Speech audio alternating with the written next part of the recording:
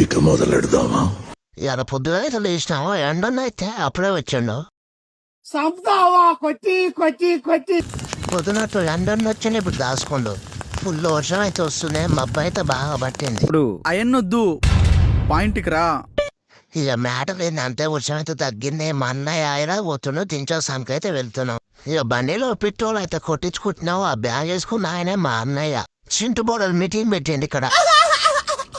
ఈ అమ్మాయిని చూడగానే ఒక డైలాగ్ గుర్తుకొచ్చేసి నాకు. ఏం సార్ గుండు కొట్టించావు? మా నాన్నమ్మ చచ్చిపోయింది. గుండు కొట్టించినందుక తాత ఎంత రంగుంటే పక్క జరుగుతున్నాడు. ఈ రోడ్డు మీద వెళ్ళిపోతుంటే లోపల అంతా అయింది. గులాబ్ జాములు కలగలాడిపోయాయిరా. ఇక నేరకల్లా ఎక్కి ఎంట్రీ అయినా బస్ స్టాండ్ కడిపోతున్నాం. ఇక మావాడైతే బస్ అయితే ఎక్కిను వెళ్తున్నాడు హైదరాబాద్కి. అయితే మా దోస్తుగాడు అయితే కలిసిండు. నెహరకాల్లో వీడియో తీస్తుంటే సిగ్గు పడుతుండు. ఓయమ్మా చాలా చిన్న సెకండ్ ఎవరు? మా దోస్తుగానికి జొన్న రొట్టెలు కావాలంటే పోతున్నాం.